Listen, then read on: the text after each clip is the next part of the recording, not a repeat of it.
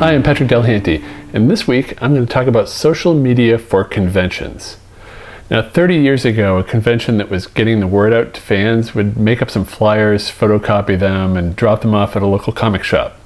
If you had enough money, you could take out an ad in a magazine like Starlog or a local newspaper. 20 years ago, conventions spread the word on Usenet newsgroups or services like AOL. Some of the more technologically advanced cons might have had a website set up at that time, maybe GeoCities or Angel Fire. By the time the 21st century came around, it was essential for every convention to have a website with all their information. They'd probably have a forum for a community as well. Nowadays, social media is an essential part of convention planning. If you want to get people to your event, you need to be using social media to keep people updated on the latest developments and keep them thinking about your event year-round. However, there's still a lot of conventions that haven't quite grasped social media effectively, and they either fail to use it or they end up overusing it to a fault.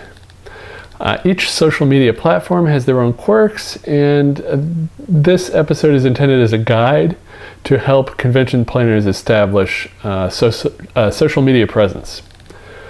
Now, there's a lot of social media platforms out there, but these are the big ones that you need to be on: Twitter, Facebook, YouTube and Google+, Tumblr, Instagram, and Pinterest. I'll run down each of these, but those are the essentials, and you should absolutely get your convention signed up for these as soon as possible.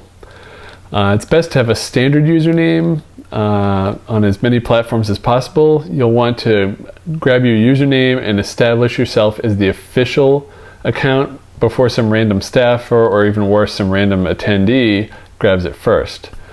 Even if you don't plan to use the platform, it's good to have the account and username reserved for the future just in case.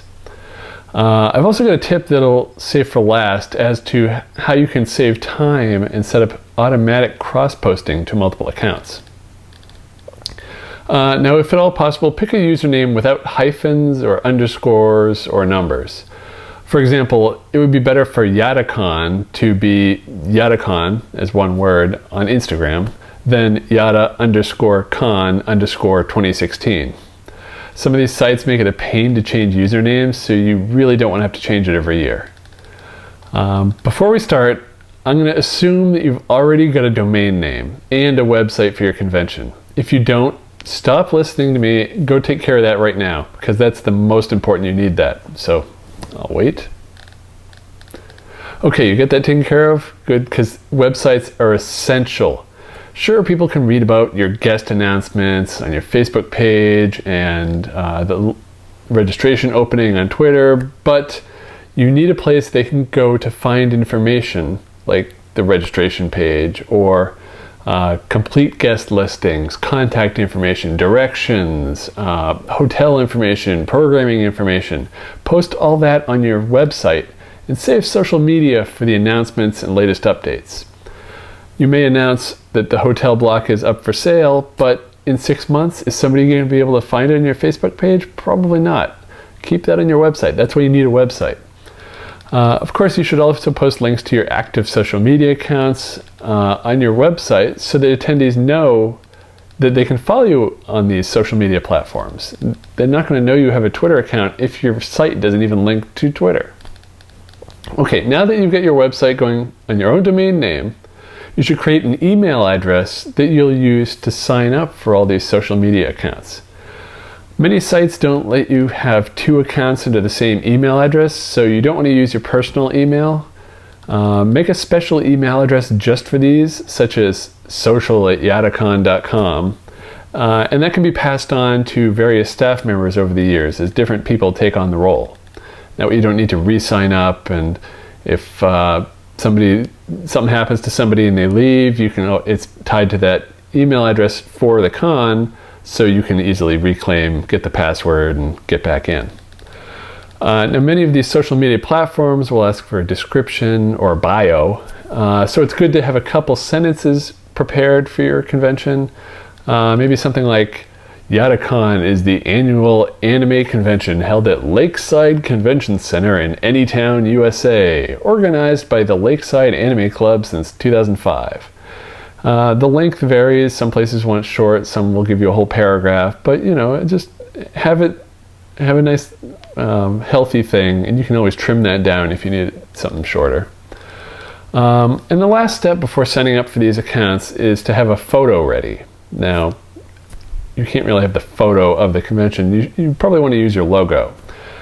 So make sure it's fairly large so it'll work on everything, and you want it as a square. I'd do something like 1,000 by 1,000 pixels, or maybe 1,400 by 1,400. And also, don't put anything important like text in the corners. So you don't want to put like the name of your convention down at the bottom, because some places have a circle for the image, and if you have it down at the bottom, it's going to be at the bottom of the circle and get cut off. So plan for the circle, but you have to have it as a square. So the first one I'm going to cover is Twitter. Setting up for a Twitter account is fairly painless. You can create an account at twitter.com/signup. When you pick a username, you can use mixed case.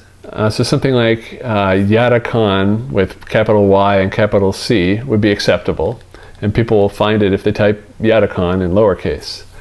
It's still best to avoid the hyphens, the underscores, and numbers, unless your first choice is taken. In my example, YadaCon, it was actually taken by somebody apparently, so I went with Yada_con. If Twitter makes any suggestions for some terrible usernames, and it does make some terrible suggestions, you can ignore them and try again. You may also consider adding _official to the end if your first choice is taken. After submitting your username, Twitter is going to try to get you to sign up to follow other users. Don't fall for this. You can actually skip it. When it says suggestions just for you, it's like the most popular Twitter users. It's not just for you. Just hit select all, deselect those accounts, and hit continue. Then you can upload a photo. After the photo, it's trying to get you to follow more people. Just hit skip this step in the lower right. Once that's done, look for the confirmation email sent to that email address to verify the Twitter account, and then you're in business. The first thing you should probably do after verifying your email is to go to settings, and then you can run down the various configuration options for your account, the different preferences, and set notifications. You probably want to turn a lot of those email notifications off. So then you can click your icon in the top right again and select View Profile.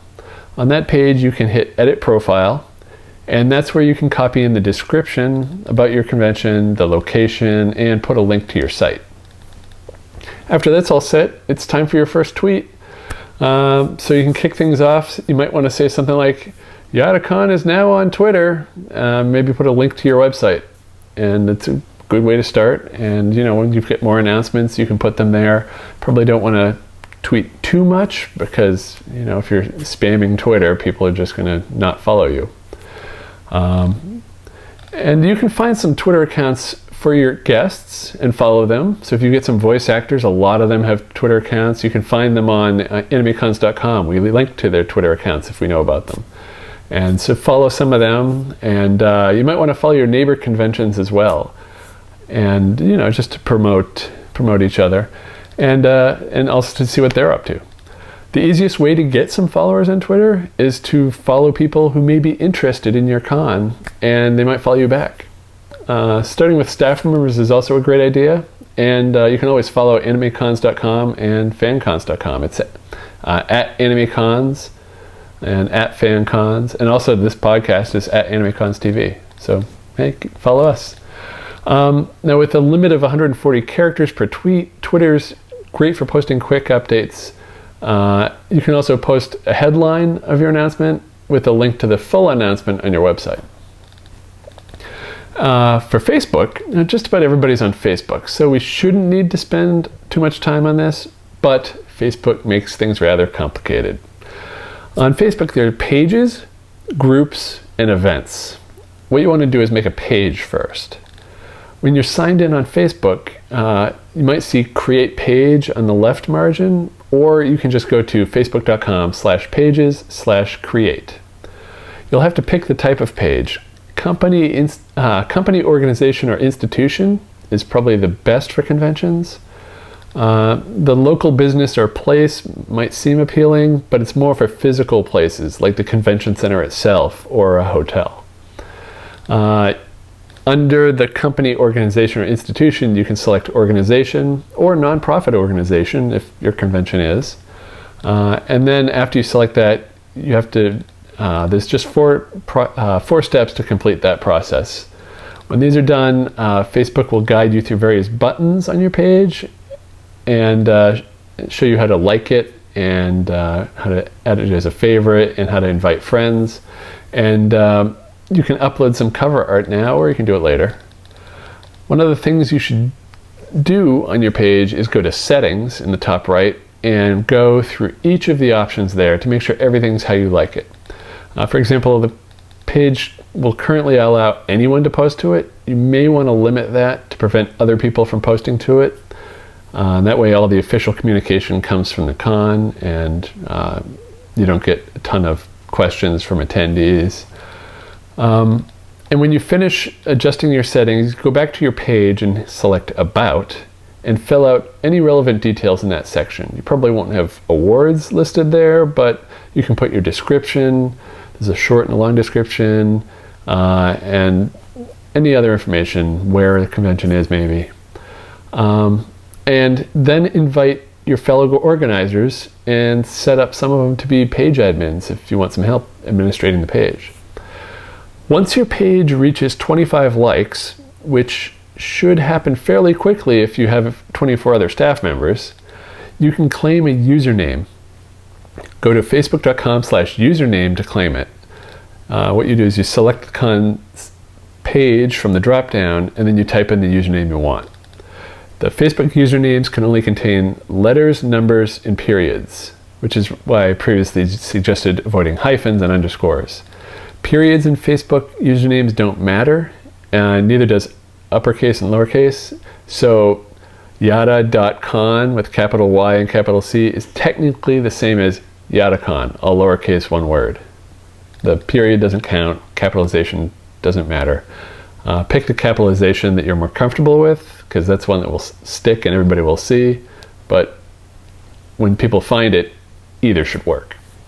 Also, you should be aware that you can only change the username once after it's set, which is another good reason not to use the year. And you can't transfer ownership, although you can make other people admins. So effectively, you're transferring control. If someone else is using your username and you have it as a registered trademark with the government, you can file a report with Facebook to get it back. So if somebody is running their fan page and you've talked to them, they don't want to give it up, well, you can file the complaint with Facebook and get it back forcefully. With your Facebook page now complete, you can make an event for your next convention. While you're on that convention page, select Event, Milestone Plus. It's a link at the top of your timeline. From here, you can make an event for your convention. You want to make this event as an event of the convention page. You don't want to make it as a personal event under your account, because then it'll say like event by Joe Schmo instead of event by Yadacon. So name the event, and you can go ahead and include the year this time. Select the location, the dates. Leave co-hosts blank, since your page admins will already have edit permissions. Put your website's registration URL as the ticket URL. Enter description, select conference, it's under interests as the category, and then publish. Now you have an event on Facebook that will show up on people's calendars after they join. You can make an event for every future con that you've announced. So if you've already announced 2017, go ahead and make that now too. Now Facebook also has groups. You can make a group for discussion about your con, and maybe even have a staff-only group as a private group. But it's the page which should be considered king. Only the page can have a username. Well, technically groups can have usernames too, but they require /group before the custom name, so it's really not as appealing. Also, groups are just like shared timelines with a group of people, and they have no about page. You can make a group, but a page is really the way to go. Now, for YouTube and Google, it's all tied in. So this is going to cover two things at once, but it's a huge pain. Thanks, Google. They've made the YouTube new account process really quite confusing. They assume you already have a Google account, but don't create the YouTube channel for the convention under your personal account. You want to do it under a new Google account. So you can go create the new Google account. You'll want to use, when you sign up, you have to sign out of all the Google, like get out of your Gmail, get out of YouTube, log out of all the Google, maybe even clear your Google cookies. Otherwise this gets really crazy. So sign out of everything and then create a new Google account. They'll want your name, your email, password, birthday, gender, and location. It asks for a phone number, but that's optional if you pass the anti-robot test and, prove you're not a robot. Make sure you select a year that's at least 13 years ago, or else it won't allow you to sign up. I usually put something in like 20 years ago just to be safe. When you submit the form, a verification email will be sent to the email address you provided, probably that social@yourdomain.com address. If you check the email with Gmail, you'll have to log in, copy the URL, and then log out, and then log into your new Google account and paste it in. It gets really confusing because you're reading the email with Gmail, but you can't be in that account when you verify it. So the way to make this easier, use two different browsers. Check your email in one, get the URL, copy it, paste it in the other that you're using to sign up for these social media accounts. I'll have one account in Firefox and one account in Chrome, and that way I can be signed in with both. There's no confusion about which one's being verified. It's a pain. Thanks, Google. Anyway, after you've verified your email address, head over to YouTube and sign in. Click the person icon in the upper right and select the gear in the menu that pops up. This will bring you to YouTube settings where you can create a channel. When you click create a channel, you're given use YouTube as a form. You'll want to click use a business or other name on that form, and that way you can create a channel for your brand or your convention. Now that your channel is created, you can give it artwork by clicking the circle icon in the upper right and clicking change on the larger icon, where your picture should be. This throws you over to Google+. While you're on Google+, you might as well set that up. You can click on the large circle icon to set your profile picture. This will also set it back on your YouTube page. They're tied together. And then you can set the big colored image on the right as your cover art. And in the 5 areas below, it's asking you to fill out various information, contact information, a link to your site. You can even put a link to Twitter down there. You'll probably want to put a description about your convention.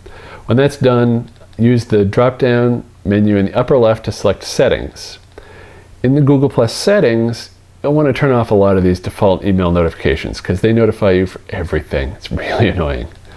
At the bottom, you have the option to turn off the tabs at the top, such as reviews.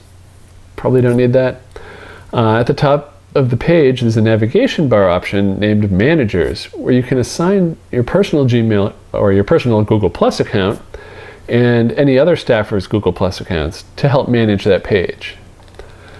And now head back to YouTube. You can scroll down in your Google+ page and hit the YouTube link at the bottom, and you should see your channel page.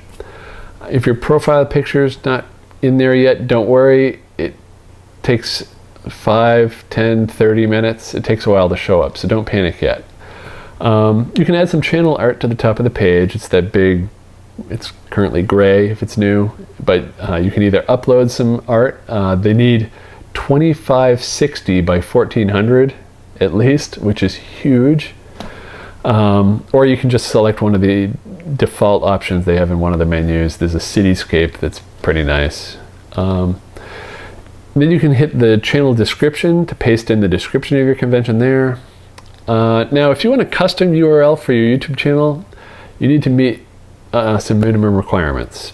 You have to have an account in good standing. That means you haven't posted any copyright violations, which it's a new account. It should be fine. It has to be at least 30 days old. You have to have an uploaded photo for a channel icon, and you have to have the uploaded channel art. So if you've done the art at the top, you pretty much just have to have 100 subscribers and wait 30 days. It's a pain. There are ways around that. If you can go to Google Plus and verify your link to your website, if it's hooked in through Google Webmaster Tools, and it's really complicated. If you're using Webmaster Tools, you're all set. If you're not, I'm not going to explain in this video because that would take another 20 minutes. Sorry. But there are ways to get around the subscriber limit and the 30 days. I suggest Googling that. Anyway, after the hassle that's Google and YouTube, Google+, the rest of these are like a walk in the park. Now Tumblr, when you first go to Tumblr, you're greeted by the sign-in page by default. Enter the email address, a password, and a username, and then you'll have to enter your age. You have to be at least 13. Like I said, I usually enter something like 20 years ago, just arbitrary. After agreeing to the terms of service, you have to prove you're not a robot. And then Tumblr asks you to select 5 interests. You have to. When you hit next, it builds a dashboard based on those interests. Click the little person in the upper right corner to see who you're following, and go ahead and unfollow Tumblr staff. You don't care. If you have your own Tumblr account, or you know of any Tumblr accounts you want the con to follow, you can do that there. And then click on the person icon again and select settings. To the right of the white box in the middle, select notifications, and turn off the notifications you don't want. Then click on your account name under blogs. It probably says untitled or something there. And under here you can edit your appearance settings. So if you want a different theme, you can hit edit appearance near the top, and then click on the art at the top to put your own custom cover art. Click on the icon in the middle to put your logo. And after you save that and alter the various you can alter the options below. And so a few tweaks and it's good to go. For Instagram, you have to sign up for Instagram using the mobile app. Luckily, they just recently, like within the last week, they added support for multiple accounts. So it's possible for you to manage both your personal and convention accounts with the app on just one device. After creating your account and verifying the email, setting your profile photo, you're pretty much all set. Instagram's really easy to set up. You don't need my help with that. But to change accounts, go to your profile page. It's the icon in the lower right. Hit that, and then there'll be your name at the top, and you can hit that and select the account you want. For Pinterest, I'm not a huge user of Pinterest, but some people are, so you might as well be on the platform. You can sign up for Pinterest on the Pinterest.com site, enter your email and password on the first screen. On the second screen, don't fill out that information. Look for the continue as a business link underneath. Hit that and fill out the form that it gives you. After that, you're asked to select 5 topics. So pick stuff like, if you're anime convention, put anime, put fandom, put cosplay. You know, you can figure out 5 things that you've got at your convention. Video games. Yeah, doesn't really matter. When you've done that, you can skip adding the Pinterest button to your browser, and then you'll end up at the dashboard. Next, hit the edit profile in the upper right. Pretty much everything's in the upper right on this page. And you can change your picture and change a bunch of other information, put a link to your site. And once you've done that, press the gear next to edit profile and select edit settings to turn off notifications and to modify other settings. You can link up Twitter and Google accounts here. Don't link your Facebook, or it's going to go to your personal Facebook account, not your conventions. And Pinterest will give you a meta tag to put on your website's main page in order to verify that you're the official account for that site.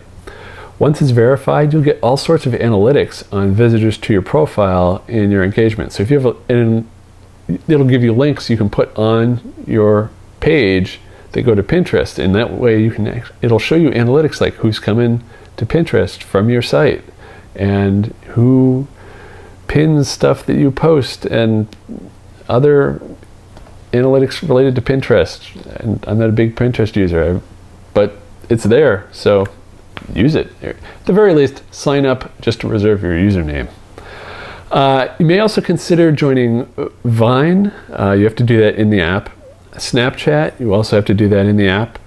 And you can create a brand page on Foursquare. And I've got a link in the show notes where you can sign up for that. It's not the normal Foursquare account. This is a brand page. With Vine and Snapchat, you can share videos, but Foursquare, you can leave tips for businesses. So if somebody checks into the business on Swarm, or if they look at it on Foursquare, they'll see your tip. You can also create lists, such as a list of restaurants near your convention. So you could have like restaurants near Yatacon as a list, and then link up all the ones nearby. So that's kind of cool. Now, you probably don't want to have to log into every one of these every time you have a new announcement. There's hope. There's a service called If This Then That. IFTTT, or IFT. What it does is it ties most of these together so that you don't have to manage a ton of different sites every time you've got an announcement. You can create a free account, go to ifttt.com, and you can create recipes right away. With this, you could say, like, if I post on Facebook, then also post that on Twitter.